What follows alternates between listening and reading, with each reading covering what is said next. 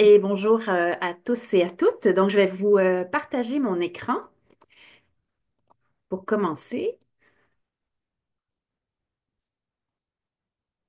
Et voilà. Donc, vous devriez voir, tout est beau. Euh, donc, on va parler aujourd'hui de la gestion du changement, comment on mobilise nos équipes en période de changement. Donc, juste un mot sur TACT, donc, qui est, comme vient de le dire Geneviève, aussi dans le Vieux-Montréal. Donc, on est une agence conseil à propriété québécoise, donc qui existe depuis 2011. Agence conseil, relations publiques, relations gouvernementales, planification stratégique, acceptabilité sociale et gestion du changement, notamment. Donc, quelques mots sur mon parcours. Donc, moi, je suis aujourd'hui donc responsable de l'expertise, planification stratégique et gestion du changement chez TAC. Donc, j'accompagne beaucoup d'organisations dans leurs projets de changement et de transformation. J'ai moi-même mené comme gestionnaire beaucoup de changements et de transformations. J'ai appris de mes bons coups, mais aussi de mes erreurs. Je suis formatrice aussi en gestion du changement et en planification stratégique. À la base, je viens du monde des communications, donc des médias. Et ensuite, j'ai fait une maîtrise en gestion du changement il y a quelques années et je me suis vraiment spécialisée là-dedans. Donc, j'ai une approche très terrain, je dirais, très concrète, parce que je suis d'abord une gestionnaire qui a fait des changements. Mais j'ai aussi une petite base théorique, mais que je vous partagerai pas trop aujourd'hui. Là, je vais pas vous embêter avec ça, mais qui m'a permis un peu de comprendre qu'est-ce qui fait que des fois on fait des changements comme gestionnaire, que ça fonctionne bien, puis des fois ça fonctionne moins bien. Donc, je vous partage aujourd'hui ce que j'ai appelé 7 leviers ou 7 stratégies clés qui font vraiment partie de la base avec laquelle je travaille et qui permettent d'assurer le plus possible les succès des changements. Donc, ben d'abord, un peu de contexte, le contexte dans lequel on est aujourd'hui, on le sait, hein, on est dans un contexte de changement permanent. Le changement est partout, il est fréquent, il est extrêmement en accéléré, il est assez inévitable aussi, on pourrait dire. Ce qu'on constate aujourd'hui, c'est que contrairement à la période d'Héraclite du 6e siècle avant Jésus-Christ, quand il avait dit qu'il n'y a rien de permanent sauf le changement, contrairement à cette période-là, aujourd'hui, on peut dire qu'on est vraiment dans une période d'accélération du changement. Et donc, si vous avez l'impression que les changements sont plus nombreux et se succèdent plus vite, ben vous vous trompez pas. Je trouve que ce tableau illustre juste l'exemple des nouvelles technologies et de ce à quoi on doit s'adapter. Ça montre à quel point on a à peine le temps d'intégrer une nouveauté qu'il y en a une autre qui arrive derrière. Et il faut à chaque fois que les organisations revoient leur façon de faire parce que maintenant il y a ça qui existe. Donc, quand on regarde, par exemple, juste sur le plan technologique, le temps que ça a pris avant qu'une technologie rejoigne 50 millions d'utilisateurs. Donc, on voit qu'on est vraiment dans une période d'accélération du changement. Et regardez à quel point le nombre de changements, donc la ligne grise, le nombre de changements vécus par un employé, on estime qu'il est passé de 2 changements par année en 2016 à une moyenne de 12 changements par année en 2023.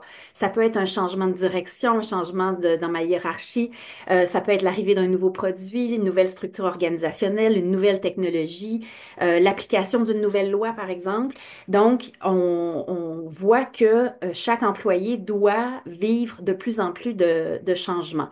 On voit aussi que le soutien organisationnel, donc des équipes de projet qui s'occupent du changement, ou le temps même juste de préparation des gestionnaires ou de gestion qu'on peut accorder au changement, est par contre, lui, en diminution. Et ce qu'on constate, c'est que la pression donc des changements qui arrivent de l'externe est beaucoup plus surpasse notre capacité interne dans les organisations à être capable de mettre en œuvre ces changements et de les intégrer et de les réussir adéquatement. Euh, Puis vous l'avez vu dans la note de présentation, là, aujourd'hui, on voit que les employés ont beaucoup moins sont beaucoup moins mobilisés et motivés, se sentent moins prêts à embarquer dans nos transformations. On est passé de 43% en 2022 alors qu'on était à 74% des employés qui voulaient embarquer dans un changement. Il y a aussi un sondage Gallup en 2023 qui disait que seulement 25% des employés se disaient très engagés dans les initiatives de changement. Une des choses qui explique ça, c'est ce qu'on appelle le phénomène de la fatigue du changement, qui est causé notamment par les nombreux changements, des changements exigeants. Un contexte aussi pas toujours facile, hein, on le sait, pénurie de main-d'œuvre, restrictions budgétaires, etc. Et aussi, il faut l'avouer, par un historique, des fois de changement pas toujours réussi, hein. Des fois, on a fait des promesses que ça allait être mieux avec tel changement. Puis finalement, ben, soit le changement aboutit pas comme on avait pensé qu'il allait aboutir et on a fait des promesses qui se sont pas avérées. Euh, et en fait, ces chiffres-là nous racontent une histoire.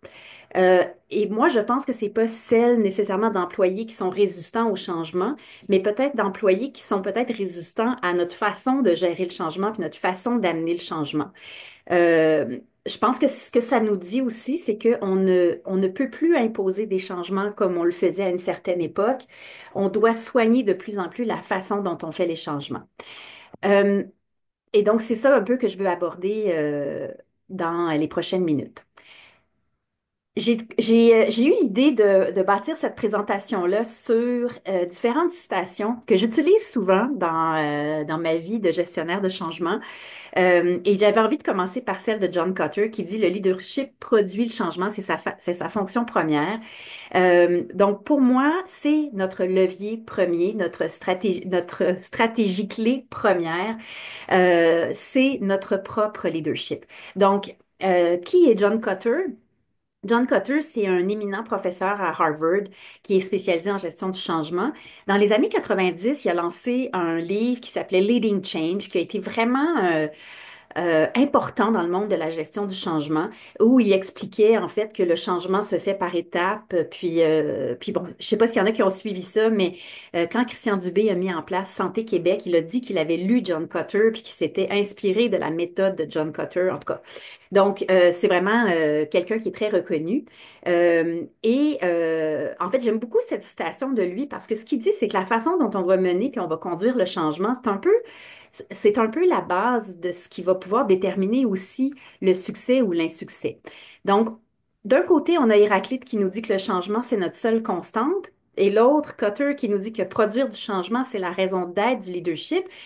Ben, ça nous amène, je pense, à réaliser que accueillir, gérer le changement, c'est devenu une posture nécessaire maintenant de tout gestionnaire. S'il y en a parmi vous qui sont gestionnaires depuis de nombreuses années, comme ce fut mon cas, ben, moi, à l'époque, on faisait un changement de temps en temps, puis c'était comme toute une affaire, alors qu'aujourd'hui, on n'est plus dans un changement de temps en temps. Donc, gérer le changement maintenant, ça devient presque une seconde nature dans notre rôle de gestionnaire. Et pourtant, combien d'entre nous passons nos journées à essayer de stabiliser les choses, de créer des structures permanentes, de standardiser des processus, de contrôler les variations? Et en fait, la question qu'on peut se poser, c'est que si le changement était à la fois notre état naturel comme être humain et notre rôle principal en tant que leader. Fait que peut-être que notre plus grand défi, c'est pas tant de gérer le changement, mais de changer notre regard sur le changement. Et on pourrait faire un peu le parallèle avec les ressources humaines. Est-ce que les ressources humaines, on gère ça comme un projet de temps en temps qui a un début puis une fin? Non, en fait. Les ressources humaines, c'est un flot continu, ça fait partie de notre quotidien. Oh, pardon. Euh, voilà, je vais revenir là-dessus. Ça fait partie de notre quotidien. Donc, aujourd'hui, le changement devrait faire partie aussi de nos réflexes quotidiens et pas seulement être un projet de temps en temps. Et donc, si on se disait comment ça transformerait notre façon de diriger, si on voyait notre rôle de gestionnaire et de leader, non pas comme celui qui maintient la stabilité à tout prix, mais plutôt comme celui qui catalyse, qui accompagne le changement permanent. Donc, de plus voir le changement comme quelque chose de disruptif, mais plutôt de voir le changement comme un flot continu. Et nous, comme gestionnaires, on doit être là justement pour accompagner nos équipes à travers ce flot continu. Euh, donc, des fois, je rencontre des gestionnaires qui me disent, ah, le changement n'a pas fonctionné parce que le contexte n'était pas favorable, parce que les employés étaient résistants. Euh, mais rarement, ils mettent leur propre leadership en question. Et, alors que c'est un de nos premiers outils pour réussir un changement. Je dis souvent que le leader, son seul outil, c'est lui-même. Donc, quand on a un outil, ben, on doit le connaître. Comment je réagis dans telle situation? Est-ce que j'ai tendance à aller trop vite quand je mets en place un changement? Est-ce que j'ai tendance à être trop directif ou au contraire à chercher le consensus à tout prix puis j'ai du mal à prendre des décisions? Est-ce que j'aime moi-même le changement? Est-ce que j'ai une posture qui aide l'équipe à vivre dans cette période de changement continuel et perpétuel? Donc, je dirais qu'une de nos premières stratégies clés va être de faire du changement la règle plutôt que l'exception.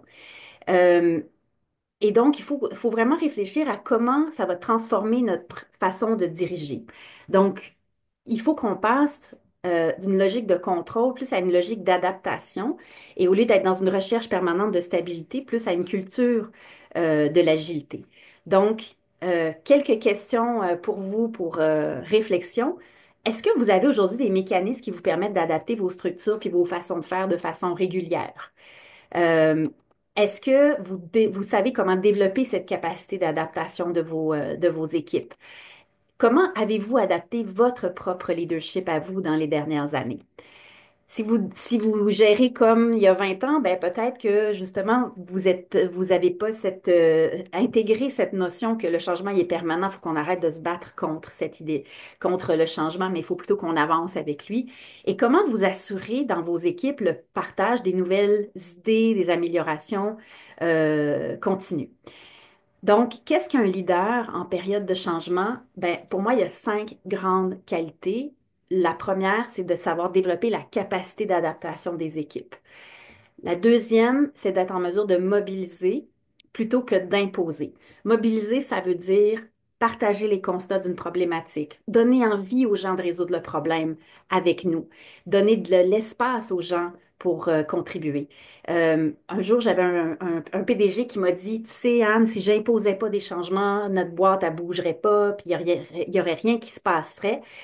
Puis j'ai dit, tu sais, aujourd'hui, il y a tellement de changements qu'on ne peut plus imposer. Tu sais, on peut imposer une vision, mais on ne peut plus imposer un changement comme on le faisait peut-être à une certaine époque.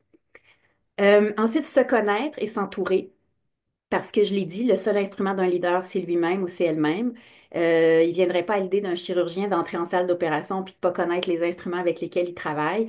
Donc, identifier comment notre propre leadership peut avoir un impact sur le changement, connaître nos angles morts et s'assurer d'avoir des gens complémentaires autour de nous, c'est vraiment fondamental. Euh, Écouter les préoccupations des gens. Donc, tout changement vient avec des préoccupations. Ça n'existe pas un changement qui ne vient pas avec des préoccupations. Donc, notre rôle, c'est de les écouter, c'est d'en tenir compte. Parce que des préoccupations qu'on n'entend pas ou dont on ne s'occupe pas deviennent éventuellement de la résistance au changement. Donc, pour limiter l'impact de la résistance, il faut écouter les préoccupations, faire de l'espace, en tenir compte et s'ajuster ensuite avec souplesse et agilité, soit ajuster le changement, la cadence ou tout autre aspect. Ce qui m'amène à ma deuxième citation que j'adore, c'est avant de faire quelque chose, avant de faire quelque chose qui implique les autres, implique les autres. Et en fait, ça, c'est mon professeur quand j'ai fait ma maîtrise en gestion du changement. Après quelques années d'études, il nous a dit, en fait, la gestion du changement, c'est pas compliqué. Avant de faire quelque chose qui implique les autres, et ça devrait bien aller. Et c'est vraiment une évidence. Puis, mais en même temps, je suis sûre que vous vous demandez, oui, mais comment je les implique, quand je les implique, sur quoi je les implique. Et ça, c'est toute comment je dirais ça, l'art de la gestion du changement. Vous aurez compris que c'est pas une science exacte, la gestion du changement, et qu'il n'y a pas une situation qui demande les mêmes stratégies. Mais moi, j'ai souvent remarqué comment moi, au début, je gérais du changement. Puis je pense qu'on est beaucoup de gestionnaires à avoir, je dirais, le- l'intuition de faire les choses de cette façon-là. Tu sais, on est des gens avec des bonnes têtes, fait qu'au début, on identifie le problème, on observe, on réfléchit, on parle à du monde, on regarde des données, tout ça. Après, on identifie les changements qu'on veut mettre en place. Puis là, au moment de mettre en place les changements, on parle à notre équipe. Hey, bonjour équipe, on va mettre des changements en place, voici ce qui va se passer. Puis là, ben, tout à coup, un paquet d'émotions qui surviennent. J'aime ça, j'aime pas ça, pourquoi ci, pourquoi ça. Puis là, je me disais toujours, qu'est-ce que mes équipes comprennent pas que moi j'ai compris? Pourquoi c'est tellement évident pour moi ce qu'il faut changer, puis qu'eux autres sont juste dans la résistance? Et en fait, ce que j'ai réalisé, c'est que quand on fait ça comme ça, on utilise un peu un modèle typique du docteur-patient, là. Je fais un diagnostic, je prescris une solution, mais j'engage pas les gens dans la réflexion sur c'est quoi la meilleure solution pour ce problème-là. Puis j'appelle ça un peu le syndrome de l'hyper-responsabilisation des gestionnaires. J'ai souvent le sentiment qu'on se sent la responsabilité de trouver toutes les solutions. Des fois aussi, on pense que ça va aller plus vite. J'ai toutes les idées en tête, je vais les mettre en place, ça va être facile. Mais ce qui fonctionne pas dans cette façon de faire, c'est que nous, on a réfléchi au problème, et à la solution, mais on le fait tout seul dans notre coin sans impliquer les gens. Donc, on arrive avec une solution alors que les gens ne comprennent souvent même pas le problème. Et donc, on sait aujourd'hui que ce processus-là, c'est pas l'idéal. C'est pas ça qu'on veut mettre en place. On veut amener les gens beaucoup plus tôt dans la réflexion. Là, je vous ai dit, il y a beaucoup de théories. Il y a de quoi faire une maîtrise en gestion du changement parce qu'il y a énormément de théories. Puis je ne veux pas vous faire peur, mais ça, c'est un aperçu de toutes les théories qui existent sur les meilleurs processus en gestion du changement. Souvent, je disais, mais tu sais, les processus, c'est important, mais pas. Tu sais, un jour, mon PDG il m'avait demandé comment tu as réussi à faire ce changement-là. J'ai dit, tu sais quoi, la gestion du changement, c'est 80% d'humain puis 20% de processus. Tu sais. Fait que oui, c'est important d'avoir une bonne façon de faire, mais le changement, c'est d'abord et avant tout une aventure humaine. Et on a beau avoir le meilleur processus du monde, si on tient pas compte de l'aspect humain, on peut échouer. Donc, comme je vous le voyais, il y a beaucoup de modèles. Moi, il y en a un que j'aime bien. Euh, Puis en fait, c'est juste pour vous inspirer un peu, dans le fond, c'est que, bon, ça s'appelle le fair process, donc processus équitable. Et en fait, l'idée, c'est que de ce concept-là, c'est que le consensus parfait n'existe pas. Mais si le processus dans lequel je mets en place mon changement est perçu comme étant juste et équitable, je vais pouvoir obtenir l'engagement des gens, même s'ils ne sont pas tout à fait d'accord avec le changement. Donc, c'est vraiment très simple. C'est quoi les étapes? La première, c'est d'engager les gens. Engager les gens, ça veut dire quoi? Partager les constats. Même les faire peut-être participer à documenter le problème. Euh, Vraiment clarifier quelle est la vision qu'on a pour l'avenir. Qu'est-ce qu'on veut atteindre exactement? Ensuite, on explore les options. On aide les gens à participer à la recherche de solutions. Comme ça leur permet de comprendre pourquoi on élimine une solution, puis pourquoi on en choisit une plutôt que l'autre. Expliquer les choix reste la responsabilité évidemment du gestionnaire qui doit expliquer pourquoi on a fait tel choix et ensuite on met en œuvre. Euh, et évidemment, une bonne gestion de changement s'assure qu'on évalue, qu'on garde une portion aussi dans notre processus d'évaluation. Parce que n'oubliez jamais qu'un changement n'est pas parfait tant qu'il n'a pas fait l'épreuve de la réalité. Notre changement, il est dans notre tête, il est sur papier, mais tant qu'il n'a pas fait l'épreuve de la réalité, ça se peut qu'il ne soit pas parfait. Et d'emblée, de dire aux gens, nous allons évaluer l'affaire parce que ça se peut qu'il y ait des ajustements à faire, c'est extrêmement rassurant pour les gens de savoir qu'il y aura un espace pour améliorer les choses. Euh, donc, un type de processus comme ça va nous éviter, ou peut-être pas complètement, mais en tout cas va assurer qu'on limite un peu la résistance. Parce que la résistance, elle vient souvent du fait que tu m'imposes quelque chose, je comprends pas le problème, je sais pas pourquoi tu as choisi cette solution-là, puis tu veux que je me mette en mouvement quand même. Donc, le troisième aspect, c'est d'apprendre, je dirais, j'appelle vivre la résistance au changement, c'est d'apprendre à aimer la résistance. Et en fait, c'est de comprendre pourquoi l'être humain résiste. Puis c'est quand on comprend la résistance qu'on voit toute sa valeur, puis qu'on arrête de se battre avec cette résistance-là, mais on danse avec elle et on l'accueille. Vous avez peut-être déjà vu cette image, je trouve, qui résume tellement bien la dualité de tout être humain face au changement. Qui veut du changement? Tout le monde, bien sûr, on veut tout que ça change. Puis quand c'est le temps de changer, ben, on est tout à coup moins mobilisé. Pourquoi l'être humain est comme ça? Ben, il y a quelques raisons, puis probablement que vous avez déjà une bonne intuition. La première chose, c'est qu'il faut jamais oublier que l'être humain est d'abord et avant tout un être d'habitude, hein. On est là, on est des êtres de routine.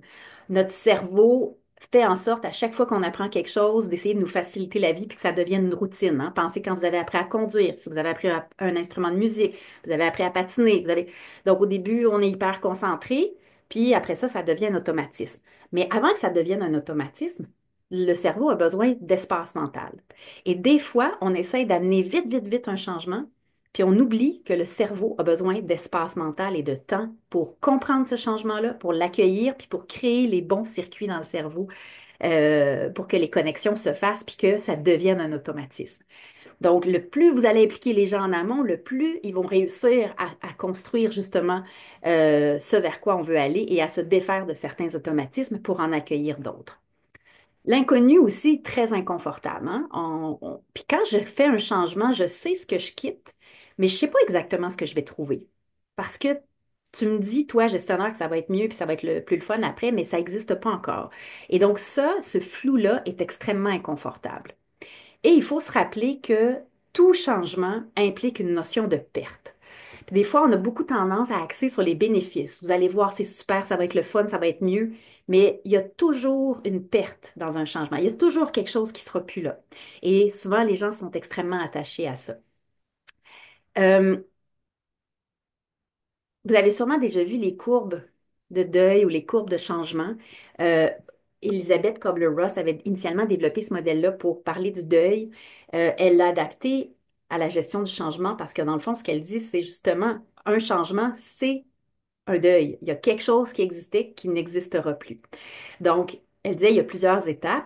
Puis la difficulté qu'on a comme gestionnaire, c'est qu'il n'y a pas personne qui va aller à la même vitesse, qui va traverser. Il y en a en 3 jours, c'est réglé. Il y en a qui vont rester 6 mois dans la colère. Donc, tout ça est très personnel, en fait, de ce processus-là. Mais ce qu'il faut comprendre, c'est que c'est un processus. On ne change pas du jour au lendemain. On a besoin de traverser des étapes, puis notre rôle, c'est d'accompagner les gens à travers ces étapes-là. J'aime bien rigoler en disant que moi, la vraie courbe du changement que je constate sur le terrain, c'est souvent quelque chose d'un petit peu plus désordonné que la belle courbe de Kubler-Ross. Hein, des fois, il y a des gens, on avance, on recule, on ne sait pas, oui, je veux, non, je veux plus. Cette difficulté-là fait que oui, on va ressentir de la résistance. Il n'y a pas de projet de changement sans résistance. Mais moi, je trouve que la résistance, c'est un de nos leviers. Pourquoi? Parce qu'elle nous renseigne sur ce qui préoccupe les gens. C'est pas des, faut pas juste les voir comme des obstacles, les personnes résistantes, mais aussi comme des porteurs d'informations précieuses.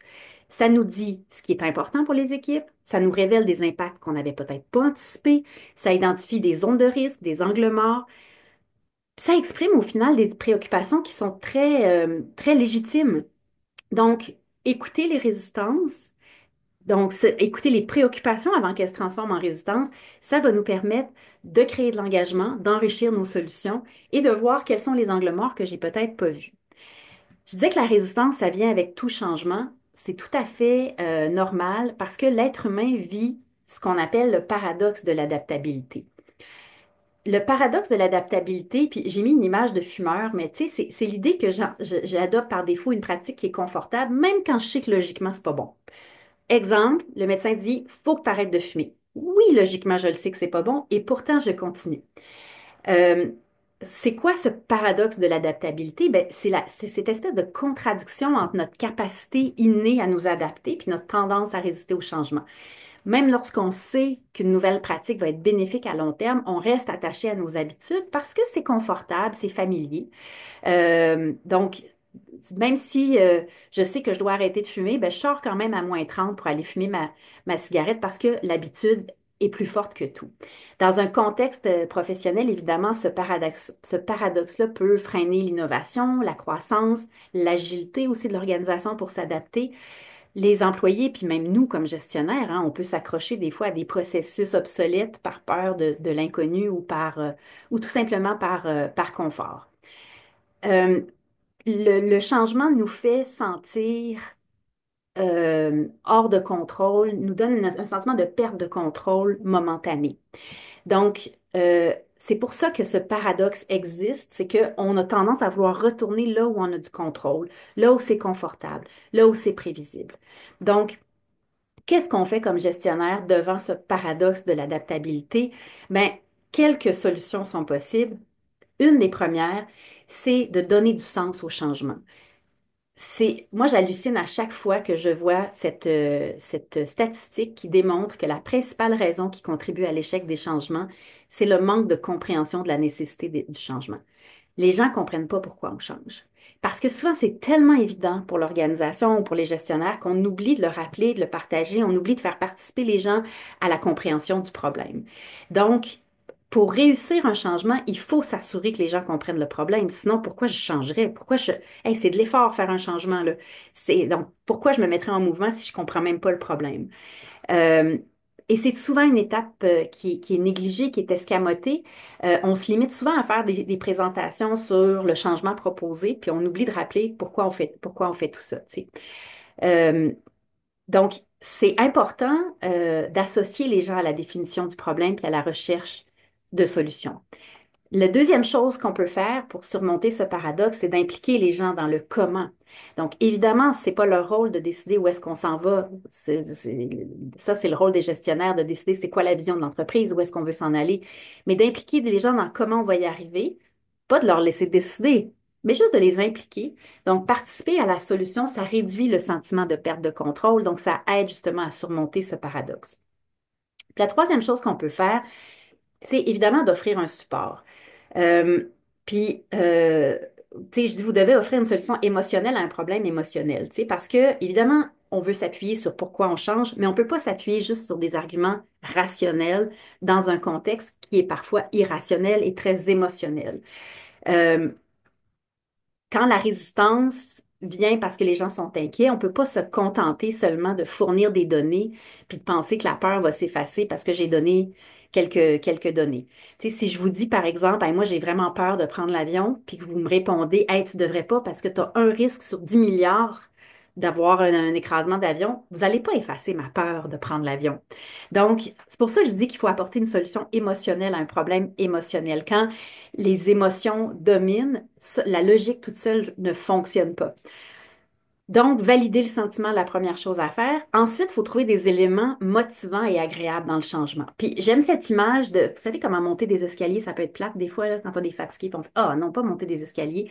Mais vous voyez comment ils ont transformé un effort sur quelque chose d'amusant. Donc, il faut aussi se concentrer sur ce qui va motiver les gens. Et c'est pas la même chose pour tout le monde. L'inspiration, la curiosité, la joie, les possibilités qu'offre un changement, le sentiment d'accomplissement lors d'une réussite. Donc, quand je suis confrontée à une situation difficile, on aide les gens à trouver quelque chose qui va leur donner un sentiment de se réaliser. Ce qui sous-entend ma citation suivante, cherchez à comprendre avant de vous faire comprendre. C'est vraiment une de mes citations préférées parce qu'évidemment, notre quatrième levier, ça va être la communication, mais pas la communication descendante. La vraie communication, celle qui est basée sur l'échange. Et j'aime beaucoup rappeler que informer, c'est pas communiquer. Des fois, je parle à des gestionnaires, puis je leur dis, c'est quoi votre plan de match de communication autour de ce changement-là? Puis là, ils me disent, ah, ben là, je vais rencontrer les employés pour leur annoncer, j'ai fait une infolettre, ils vont recevoir un courriel. Puis là, je dis, mais ça, c'est pas de la communication, là. Ça, c'est de l'information. Donc, c'est important de s'assurer que les gestionnaires sont en mesure d'avoir des conversations, qu'on a un retour du terrain. Et évidemment, ces conversations-là sont exigeantes et demandent qu'on y consacre du temps, mais c'est vraiment essentiel. Si on regarde les trois qualités essentielles de la communication en période de changement, la première, c'est que la communication, je ne devrais même pas l'écrire parce que dans le fond, communication sous-entend que c'est bidirectionnel, hein, c'est pas un monologue. Donc, elle est bidirectionnelle. Puis dans le fond, je trouve qu'un des plus gros problèmes de la communication est un des plus faciles presque à résoudre. Dans le fond, c'est de cesser de faire uniquement des communications top-down, descendantes, mais aussi de faire ce qu'on appelle, je vais reprendre l'anglicisme, mais du bottom-up, tu sais, donc de s'assurer qu'on a aussi des retours des employés puis qu'on a une boucle de rétroaction. Euh, la deuxième chose, ben, c'est d'avoir une communication qui est variée, hein. Évidemment, si on ne communique que par courriel, ben ça fonctionne pas. Moi, j'ai jamais vu personne changer après avoir lu un courriel. Euh, dans un monde aussi qui est dominé par la technologie, malgré tout, la discussion face à face reste une des meilleures méthodes de communication, une des plus puissantes en tout cas. Mais il faut trouver des moyens autant que possible. On peut faire une rencontre individuelle, on peut faire une session de groupe, on peut faire des courriels, oui, mais pas que. Donc, il faut trouver différents éléments. Ça peut être des réunions d'équipe, des webinaires, comme aujourd'hui, peu importe. Donc, mais il faut s'assurer qu'on utilise différents canaux qui sont adaptés aux gens à qui on s'adresse et qu'on communique au bon endroit pour eux et au bon moment aussi. Et le dernier élément, ben, c'est que c'est une communication régulière. Souvent, on a tendance à attendre qu'on ait toutes les informations avant de communiquer. Puis, à mon sens, c'est une erreur. C'est beaucoup plus important en période de changement d'établir un cycle de communication, quitte à répéter souvent le même message, que d'attendre que toutes les informations soient complètes et parfaites. Quand on ne sait pas quelque chose, c'est pas grave. On le dit. On ne le sait pas, on ne dispose pas encore de toutes les infos, mais voici ce qu'on sait, puis voici quand est-ce qu'on va pouvoir vous donner à peu près la suite des choses. Euh, Et je dis souvent, il faut aussi communiquer même quand on n'a rien à dire. C'est-à-dire qu'il faut maintenir un cycle régulier de communication parce que c'est pas facile de maintenir la mobilisation en période de changement. N'oubliez pas, les changements, c'est exigeant. Donc, si on maintient pas la communication et qu'on ne maintient pas la mobilisation de l'équipe, ça peut être difficile d'avancer. Et donc, j'ai beaucoup parlé de l'importance de la communication bidirectionnelle. Puis j'aimerais ça vous parler de l'écoute. Parce que quand on dit chercher à comprendre avant de vous faire comprendre, ça sous-entend qu'on doit passer une grande partie de notre temps à écouter plutôt qu'à parler. Et souvent, quand c'est le temps de mettre en place un changement, je vois beaucoup de gestionnaires qui parlent beaucoup, qui expliquent le changement, mais qui mettent pas autant d'énergie dans l'écoute. Et, euh, et on dit qu'il y a en général trois types d'écoute. Je pense que vous allez vous reconnaître dans ces types d'écoute-là. Il y a ce qu'on appelle l'écoute pour gagner, hein, qui serait plus une attitude de, mettons, quelqu'un vient me voir, là, Geneviève, elle vient me voir, puis elle me dit, ben Anne, je trouve qu'on a tel problème, puis il y a telle chose qui se passe, puis moi, j'aime pas ça. Puis là, je l'écoute, mais pendant ce temps-là, ce que je fais, c'est que je suis en train de préparer ma réponse, qui vise à déconstruire son problème pour que je puisse l'emporter, puis dire, ben non, Geneviève, t'as pas raison, ben non, regarde, tu vois bien que ça se passe bien de ce côté-là, regarde ce qui va bien. Donc, je l'écoute, mais je l'écoute pour gagner. Donc, vous voyez comment cette écoute-là balaie en fait le problème et j'ai peut-être gagné, mais j'ai pas obtenu plus d'informations. La deuxième forme d'écoute la plus courante, c'est l'écoute pour réparer. Hein, ça, c'est quand quelqu'un vient vous voir, puis là, vous l'écoutez, puis là, vous commencez déjà à diagnostiquer le problème. Puis pendant que vous écoutez, vous pensez à vos références antérieures. Ah ouais, ok, c'est comme ça, ouais, j'ai déjà vu ça. Puis là, vous écoutez pour arriver à une solution particulière que vous avez en tête. Puis là, vous proposez la solution. Puis là, vous êtes là vous essayez de résoudre le problème. C'est pas une mauvaise écoute, mais ces deux types d'écoute sont utiles dans un monde prévisible où il y a des réponses évidentes, des problèmes identifiables auxquels on peut avoir une solution. Mais dans le monde complexe et imprévisible dans lequel on est, souvent on ne connaît pas la solution parce que souvent on ne sait même pas exactement c'est quoi le problème. Et c'est là qu'il faut développer l'écoute pour apprendre. Et donc, si je reprends par exemple mon exemple avec Geneviève, donc l'idée, c'est de faire cette marche vers l'autre pour comprendre son point de vue. Pas pour rétrécir, pour fermer, pour gagner, mais pour ouvrir, élargir, augmenter le nombre de possibilités. Et c'est à partir de cet espace élargi-là que là, on voit plus de solutions. Donc, quand ma collègue, par exemple Geneviève, me parle, je pourrais dire, oh, tu as l'air vraiment inquiète. Peux-tu m'en dire plus sur ce qui se passe? Qu'est-ce que tu remarques? Qu'est-ce que tu vois? Donc, là, tu sais, vous pourriez dire, ah, OK, c'est pas dans les données, c'est peut-être juste un ressenti, ou peut-être qu'il y a une tension, ou peut-être c'est juste un signal faible ou quelque chose qui lui vient à l'esprit qui n'est pas vraiment quantifiable. Et c'est des signaux, c'est des éléments auxquels on doit prêter attention dans des périodes de complexité pour s'assurer qu'on comprenne vraiment la situation. Donc, cette écoute pour apprendre, euh, c'est s'ouvrir aux perspectives de l'autre, explorer, poser beaucoup plus de questions que de donner de réponses. Et en période de changement, pour comprendre les préoccupations des gens, il faut absolument être dans cette posture d'écoute pour apprendre. Essayer de découvrir ce qui préoccupe l'autre, comprendre pourquoi il se sent comme ça, qu'est-ce qu'il voit qui pourrait être fait pour améliorer les choses, plutôt que d'essayer d'être en mode convaincre, puis je vais te convaincre que c'est la bonne affaire qu'on est en train de mettre en place. Donc, faire tout ça, hein, vous l'aurez compris, ça demande du temps. Donc, ce sera ma cinquième citation. Faites de la place pour le changement, sinon le changement prendra toute la place. C'est paradoxal, mais plus on prévoit de la place pour le changement, étonnamment, moins il va en prendre. Donc, une chose importante à faire, c'est de structurer, de suivre le changement, de lui faire de la place, de lui dédier du temps, de fournir les ressources nécessaires. Euh, Je ne sais pas si vous avez déjà vu ça, là, c'est une image assez classique d'une construction qu'on annonce, puis finalement, 2 ans, 3 ans plus tard, le site est encore vide. En fait, j'ai utilisé cette image-là pour illustrer un des principaux enjeux dans la conduite du changement, c'est celui de la crédibilité. Quand on annonce un changement puis qu'on ne met pas en place les outils ou l'organisation qu'il faut pour le faire avancer et progresser, ben voilà, c'est ça qui risque d'arriver. Et les risques de ne pas faire place au changement et de ne pas être crédible en disant on annonce ceci puis finalement ça ne se passe pas, ben c'est de démobiliser les équipes, de la perte de confiance, de la perte de crédibilité pour le leader, un échec, des résultats incomplets, etc. Donc, ce qu'on veut, quand on met en place un changement, on veut qu'il y ait des gens qui en soient responsables. On veut des indicateurs de suivi. On veut des communications régulières, des points de suivi à l'ordre du jour de vos rencontres courantes. Si vous avez des rencontres courantes à chaque semaine, comment ça va? Où est-ce qu'on en est? Et évaluer régulièrement les succès et s'ajuster.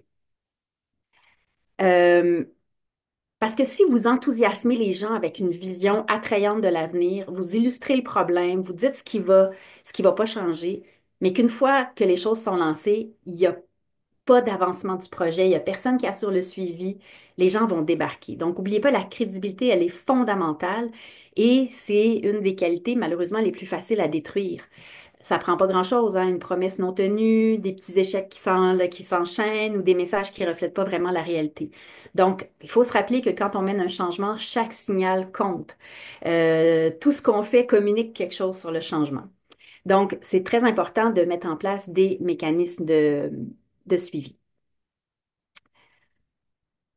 J'arrive à, donc, une autre de mes citations préférées. Là, j'arrête pas de dire ça pour chacune des citations, mais c'est vraiment vrai. Celle-là, je la dis souvent. Elle vient de l'anglais. C'est If you want to go fast, go slow. Euh, donc, si vous voulez aller vite, prenez votre temps. Donc, en bref, quand on veut aller trop vite, on risque de compromettre. Un changement, ça se prépare, ça se réfléchit, ça demande du temps. J'ai rencontré la semaine dernière une équipe qui s'apprête à mettre en place un changement vraiment important et qui a contacté TAC pour une stratégie de communication. Et là, mes collègues qui font de la communication, ils sont venus me voir puis ils ont dit, oh, je pense qu'il y a comme besoin de peut-être stratégie plus de gestion de changement avant de faire de la communication. Et ce qu'on a réalisé, en fait, c'est que tout le changement était dans la tête du gestionnaire, mais ils étaient absolument pas préparés pour mettre en place le changement. Qu'est-ce que ça veut dire donc? L'importance de la préparation, c'est vraiment fondamental. Pourquoi on a besoin de se préparer? Parce que quand un employé évalue son adhésion au changement, qu'est-ce qu'il regarde? Il regarde la légitimité du changement. Hein? Est-ce que le problème est vraiment un problème? Puis est-ce que je suis convaincue du problème? Puis la boîte à laquelle je fais référence la semaine dernière, je suis allée rencontrer le comité de direction, puis quand je leur ai demandé c'était quoi le problème, puis pourquoi ils mettent en place le changement, aucun n'avait la même réponse. Puis là, j'ai dit, vous ne pouvez pas vous en aller comme ça dans un changement puis aller rencontrer les équipes. C'est pas possible. Un disait c'est à cause de la pénurie de main-d'œuvre, l'autre disait c'était pour des raisons de sécurité. Donc, c'est quoi la vraie affaire? Donc, c'est important de se préparer, puis qu'on est bien clair sur pourquoi on fait ça, pourquoi on change. La qualité de la solution, évidemment, qui va être évaluée. À quel point les gestionnaires, les employés sont engagés, hein, je vais observer. Est-ce que les gens sont assez enthousiastes ou plutôt résistants? La capacité personnelle de la personne d'embarquer dans le changement. N'oubliez pas que le changement aussi, ça sous-entend souvent un sentiment d'incompétence chez les gens. Hein. Je vais être capable de le faire? Je vais être capable de m'adapter à cette nouvelle affaire-là? Je vais être bon? Je vais-tu bon? Donc, ça vient vraiment soulever cet élément-là. Évidemment, on évalue les bénéfices du changement. Hein. On dit souvent en gestion de changement, What's in it for me? Donc, qu'est-ce que moi je gagne? C'est une des premières questions que les employés se posent. Et la satisfaction à l'égard des réponses qu'on va apporter à leurs préoccupations. Euh, donc, c'est vraiment important de s'assurer qu'on établit bien une préparation avant de se lancer dans un changement. Il ne faut pas oublier que le temps qu'on perd, entre guillemets, en planification, c'est vraiment du temps gagné en exécution. Puis je peux vous dire, pour avoir géré à un moment donné une crise où les gens ont voulu aller vite, puis ça s'est finalement mal passé, ça a déclenché un conflit de travail, ça s'est retrouvé dans les journaux. Puis là, on a été obligé de reprendre le travail à zéro. Donc, ça a pris beaucoup plus de temps après que les quelques semaines qu'on aurait pris avant. Donc, de ne pas négliger l'importance de la préparation. Trois éléments clés dans la préparation. Le premier, je pense que je l'ai dit beaucoup, mais documenter le problème puis établir les objectifs qu'on vise. C'est quoi le problème? Qu'est-ce qui se passe si on ne change pas? C'est quoi les objectifs qu'on veut atteindre? Puis quels indicateurs vont nous permettre de suivre l'évolution du changement puis de mesurer son succès? Puis souvent, les gens passent vite sur les indicateurs, mais tu sais, quand je leur dis, mais OK, vous voulez améliorer le service au client, OK? Comment on va savoir qu'on a amélioré le service au client avec votre nouveau processus? Ah, ben je ne le sais pas. Ben, c'est important d'avoir un indicateur parce que comment vous voulez rester crédible auprès de vos équipes puis faire des suivis pour dire si ça fonctionne ou pas. Donc, étape fondamentale. Et je le rappelle, le pourquoi du changement, pourquoi on change est vraiment prioritaire avant les détails du changement. Puis souvent, on a tendance à vouloir aller vite, à donner les détails de ce qui va changer, mais il faut d'abord convaincre les gens de la légitimité du changement pour que les gens y adhèrent. Donc, c'est une étape qui est souvent escamotée. Donc, vraiment important quand on se prépare de bien documenter pourquoi on fait ça et à quel problème on veut, quel problème ça va résoudre. Ensuite, deux autres éléments clés dans la préparation, voir venir les préoccupations.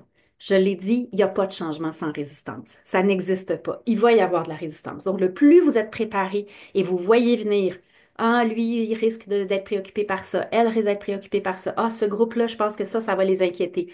Donc, de se questionner, mon changement, il va toucher qui, comment, quelles inquiétudes, qui va pouvoir aussi m'aider, j'ai besoin d'alliés, qui va pouvoir influencer le succès, qui pourrait s'y opposer et nuire. Est-ce que dans ma gang, dans mon équipe, il y a une fatigue ou une saturation du changement qui va faire en sorte qu'il va falloir peut-être que je réduise la cadence pour tenir compte de ça ou peut-être que j'aille chercher une ressource pour aider les gens pour pas qu'ils soient saturés du changement. Euh, Analyser le contexte aussi, c'est important. Tu sais, on n'est pas dans une bulle hein, comme entreprise, donc on vit dans un contexte. Et des fois, il y a un contexte externe qui peut être favorable au changement, puis des fois qui peut être défavorable au changement. Moi, j'ai déjà conseillé à une organisation de déplacer un peu, de mettre son changement un peu plus tard parce qu'ils voulaient lancer ça en pleine période électorale. Et je leur ai dit, vous allez devenir un enjeu électoral, vos employés vont se servir de ça, c'est vraiment une grosse affaire. Et ben, finalement, ils ont bien fait. Parce que, ben, tu sais, il fallait qu'ils tiennent compte du contexte. Donc, tenir compte du contexte, qui peut être politique, économique aussi, social. Qu'est-ce qui se passe en ce moment dans notre secteur ou autour de nous qui va influencer positivement ou négativement? Les attentes de nos clients, de nos partenaires. Est-ce qu'on a les ressources? C'est quoi les obstacles? Est-ce que notre culture même organisationnelle favorise la mise en place du changement? Quand on arrive des fois dans des organisations qui n'ont pas changé depuis 20 ans, ça va être un peu plus long, plus compliqué. Il faut en tenir compte. Dans des organisations où on est très agile, où on fait des changements aux 3 minutes, on va pouvoir aller plus rapidement. Mais il faut, après avoir fait cette analyse-là, ajuster ensuite la façon dont on va mettre en place le changement. Et je vais conclure avec ma dernière citation, donc le dernier levier, stratégie. Va aussi loin que tu peux voir, une fois rendu, tu pourras voir plus loin. En fait, le changement, c'est du chaos, c'est de l'instabilité, c'est de l'inconnu. Il faut se rappeler qu'on amène nos employés vers quelque chose qu'ils ne connaissent pas. Changer, c'est avancer dans le flou, puis dans quelque chose que je ne suis pas certain d'aimer. Donc, ce que j'aime dans cette phrase, c'est que c'est l'idée que il faut avancer pour que les choses finissent par se préciser, même si c'est incertain. Donc, il y a toujours une forme d'ambiguïté qui vient avec le changement. Et je me rappelle d'avoir eu une employée à un moment donné qui venait toujours dans mon bureau pendant un changement, puis elle disait, c'est pas clair, c'est pas clair, c'est pas clair. Puis j'essayais, puis je me mettais plutôt dans un mode d'écoute pour gagner, là. Je disais, ben oui, c'est clair, ben oui, c'est clair, c'est pas, ta. Puis à un moment donné, je me suis dit, non, dans le fond, ce qu'il faut que je fasse, c'est que je l'aide à accepter l'ambiguïté qui vient avec le changement. C'est vrai que c'est pas clair, c'est vrai qu'il y a du flou. Mais on va avancer, puis une fois rendu, on va pouvoir voir plus loin. Donc, il faut avancer des fois pour que ça puisse s'éclaircir. Vous avez peut-être déjà entendu le fait qu'on navigue dans un monde VUCA, donc VUCA qui est un acronyme pour volatilité, incertitude, complexité et ambiguïté.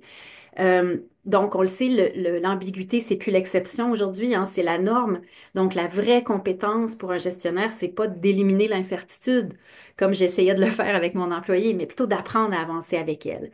Hein, on n'a pas de contrôle sur le vent, sur la mer, sur la vague, mais on accepte, tu sais, on arrive quand même à avancer. Donc, comment on peut avancer dans cette ambiguïté? Ben, d'abord, maintenir le cap, rester fixé sur les objectifs à atteindre, s'assurer que ce soit clair pour tout le monde. Tu sais, je dis souvent, si le chemin est flou, ben, au moins, il faut que la destination, elle soit claire. Donc, parce que je ne peux pas avancer dans le flou si je ne comprends pas où je vais puis pourquoi j'y vais. Tu sais, c'est pour ça que le pourquoi du changement est vraiment important. Euh, la compréhension, donc comprendre à quoi je résiste, aider les équipes aussi à identifier ce qui les préoccupe. Fait que c'est pas juste pour nous, pour savoir comme qu'est-ce qui les préoccupe, mais les aider à identifier eux-mêmes et elles-mêmes pourquoi ça les préoccupe. Cultiver aussi l'humilité, hein, dire que parfois on se trompe, tu sais, puis même si l'objectif et la légitimité du changement ont été bien établis, ben ça se peut qu'on ait besoin de revoir certaines choses. Il faut qu'on reste curieux, qu'on pose des questions, qu'on cherche à comprendre avant de faire comprendre, puis qu'on développe notre écoute pour apprendre. Euh, donc, j'aime ça rappeler aussi que il y a tout n'est pas flou dans un changement. Il y a des choses qui sont stables, qui sont connues. Puis à un moment donné, j'ai dit ça à une employée qui me disait, oh, ça me stresse le changement, j'ai l'impression que j'ai pas de contrôle sur ce qui arrive, puis tout ça. Puis j'ai dit, hey, j'ai dit, tu te souviens-tu quand tu es rentré dans l'entreprise il y a 3 ans, là? Tu connaissais pas l'entreprise, tu connaissais pas tes collègues, tu connaissais pas tes tâches. Regarde comment tu es rendu bonne aujourd'hui. Fait que tout n'est pas inconnu. Oui, là, tu connais pas cette nouvelle technologie-là, puis tout ça, mais il y a plein d'autres choses qui sont stables, qui sont connues sur lesquelles tu peux te reposer. L'autre chose aussi, c'est que le monde est tellement complexe qu'on ne peut pas avancer tout seul. Puis des fois, je vois des gestionnaires que j'appelle ça encore mon syndrome de premier de classe qui se disent, je vais tout prendre ça sur mes épaules, je vais m'en occuper tout seul. On peut pas. C'est trop complexe, il y a trop d'éléments dont on doit tenir compte, trop d'angles morts. Il faut qu'on s'assure d'avoir des collègues, des alliés sur lesquels on peut compter. Et le dernier élément, ben, c'est rester flexible, agile. Des fois, on a pensé qu'une idée était la bonne. Ben, quand tu as fait l'épreuve de la réalité, ben, il faut dire hey, c'était pas la bonne affaire, puis on va être souple, puis on va changer notre affaire et accepter l'imperfection. Le changement, il sera jamais parfait au début. C'est normal. Donc, accepter que ça se peut que ce qu'on met en place, ce ne sera pas parfait, mais on va s'assurer que ça le devienne. Alors, je voulais laisser une dizaine de minutes pour échanger avec vous pour les questions et commentaires. Donc, on serait rendu là. Merci beaucoup, Anne. C'était beaucoup, beaucoup d'informations Oui, hein? toutes extrêmement pertinentes. Non, mais honnêtement, c'était... ben, en tout cas, je laisse les participants aussi donner leurs commentaires dans le chat, mais j'ai trouvé ça très, très clair. D'ailleurs, si vous avez des questions, n'hésitez pas à vraiment profiter du fait que nous avons toujours accès à Anne pour les 10 prochaines minutes. Vous pouvez lever la main pour que je puisse vous donner la parole ou écrire vos questions dans le chat. Pendant que, dans le fond, on attend à voir s'il y aurait quelques questions, peut-être que j'en profiterai pour en poser une. En début de présentation, Anne, tu parlais de l'importance je pense, si je me trompe pas, d'évaluer les mécanismes pour suivre un peu l'évolution du changement, pour qu'un gestionnaire puisse identifier ces mécanismes-là. Je ne sais pas si je me trompe ou si c'est... Est-ce que tu pourrais donner des exemples de c'est quoi ces mécanismes-là qu'on peut identifier pour suivre l'évolution d'un changement? Euh, En fait, il y en a plus, ben, il y a plusieurs choses qu'on peut faire, puis c'est propre à chaque organisation. Tu sais, moi, j'aime pas savoir de recettes toutes faites, donc il faut vraiment questionner chaque organisation. Fait que souvent, ce que je regarde comme mécanisme, c'est plus, c'est quoi vos réunions déjà en place? C'est quoi comment vous êtes composé? Comment vous prenez des décisions? Avez-vous un comité de direction ou c'est un gestionnaire qui est tout seul ou comment ça fonctionne? Après ça, comment à l'intérieur de vos rencontres régulières, on peut par exemple assurer des suivis? Il y a des organisations quand il y a des changements très complexes qui touchent plusieurs entités, ben là, on va mettre en place un petit comité de suivi qui va jumeler plusieurs personnes de différents secteurs pour s'assurer que puis à l'issue de ces rencontres-là, souvent, je les invite à s'entendre sur des messages, puis des suivis. Qu'est-ce qu'on va dire à la fin? Quand on va sortir de la salle, on dit quoi aux équipes sur la progression du changement? Puis à quel moment on communique, qu'est-ce qu'on communique, et etc. Donc pour s'assurer de bien suivre. Ensuite, ben, j'ai évoqué les indicateurs. Mais pour moi, c'est important qu'on se mette des objectifs quand on a un changement. Tu sais, on veut mettre en place cette nouvelle affaire-là. OK, parfait. Pourquoi? On a bien documenté le problème. Maintenant, ben, qu'est-ce qu'on veut atteindre avec ça? Tu sais, on veut-tu augmenter, c'est-tu de la croissance? On veut-tu augmenter notre clientèle? On veut augmenter la satisfaction de notre clientèle? Qu'est-ce qu'on veut atteindre? Notamment quand on veut parfois automatiser des choses, là, tu sais, on a ça beaucoup en ce moment, ou intégrer l'intelligence artificielle. Ben, comment je m'assure que les objectifs qu'on veut viser à travers ça sont clairs, puis ça va être quoi les indicateurs? Fait que moi, je fais comme souvent juste un petit document, plan d'action, voici ce qu'on va faire, voici l'ordre dans lequel on va le faire, puis nos mécanismes un peu de suivi. Mais c'est propre à chaque organisation, puis il faut vraiment que ça fitte. Tu sais, comme je l'ai dit, le changement, il faut arrêter de voir ça comme un projet à part. Puis moi, je résiste un peu à tu sais, quand le changement a commencé vraiment à s'intégrer dans les organisations, on a beaucoup mis ça aux ressources humaines. Puis moi, je pense que oui, tu sais, les ressources humaines doivent avoir des compétences en gestion de changement, mais nos changements, là, souvent, ils touchent pas juste les ressources humaines, ils touchent nos partenaires, ils touchent nos clients, ils touchent nos parties prenantes, ils touchent un paquet de monde. Fait que le changement, ça doit être, la gestion du changement, ça doit être transversal, tu sais. C'est vraiment fondamental. Donc, de s'assurer qu'on est plusieurs à pouvoir maîtriser ça. Il ne faut pas que ce soit cantonné juste dans une équipe, mais qu'on soit plusieurs à y toucher. Un peu comme quand on gère des ressources humaines. Oui, il y a une gestion de ressources humaines, mais chaque gestionnaire est responsable de ses ressources humaines, puis il les gère au quotidien. Absolument. On a une autre question aussi dans le chat. Et, Merci Anne, hautement intéressant. As-tu des outils pour les équipes ah, multigénérationnelles qui ont peut-être là, même référence, expérience? ouais, je me fais souvent poser cette question-là sur les différences entre les générations. Puis, tu sais, puis je fais partie d'une association internationale là, de change managers, puis j'ai souvent posé la question, puis eu des conversations avec mes collègues là-dessus. Puis en gros, ce qui en ressort, c'est que oui, il y a des différences. Il y a des différences. Par exemple, il y a des générations qui vont, tu sais, on sait par exemple que la jeune génération, globalement, a vraiment besoin d'être convaincue sur le pourquoi, que le changement a du sens, etc. On est moins dans des générations comme les baby boomers qui étaient plus des gens qui allaient exécuter facilement puis qui allaient accepter la hiérarchie facilement. Tu sais, donc, oui, il y a quelques différences d'approche. Je suis en train de préparer d'ailleurs une portion là, dans une des formations que je donne là-dessus. Fait qu'il y a quelques éléments, mais la plupart des gens s'entendent pour dire que on est bien mal pris avec ça parce que il y a des générations, comment je dis ça? Il y a un danger de mettre les gens toutes dans la même case, alors que finalement, le changement, c'est une affaire quand même assez individuelle. Puis je peux avoir une jeune génération qu'on pense très ouverte, puis très techno, qui va accueillir ça, mais qui peut être extrêmement insécure, extrêmement anxieuse. Ça, on sait que, par exemple, que les jeunes générations qui rentrent sur le marché du travail vivent plus d'anxiété sociale et tout ça. Puis, fait que ça va dépendre de la nature du changement, ça va dépendre de ce que le changement va leur demander personnellement, le bénéfice personnel. Fait qu'il y a beaucoup, beaucoup d'éléments qui entrent en ligne de compte. Fait que non, il n'y a pas d'outils, Fanny, je suis vraiment désolée. Et je sais qu'il y a des outils pour les générations, là, où on est capable de décrire les générations, mais appliqués à la gestion du changement, il n'y en a pas parce que on aime bien rappeler que la gestion du changement, c'est vraiment pas une science exacte. Euh, il y a tellement, tellement d'humains là-dedans que c'est très difficile de faire des cases.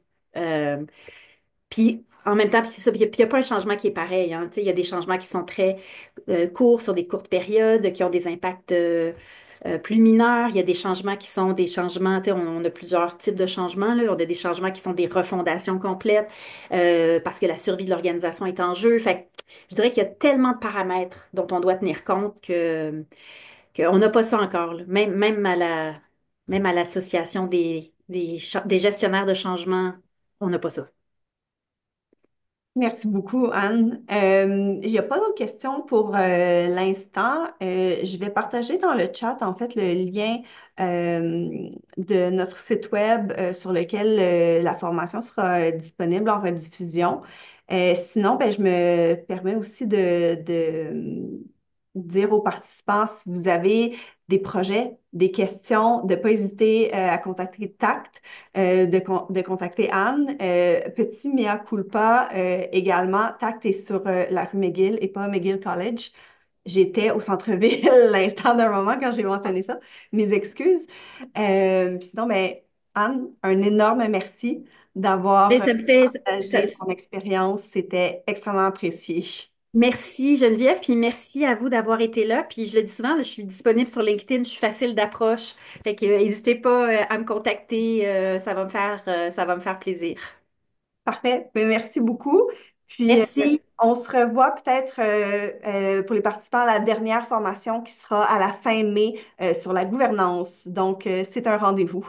Merci et bonne fin de journée à tous. Et merci pour les beaux cœurs, tout le monde. Bye.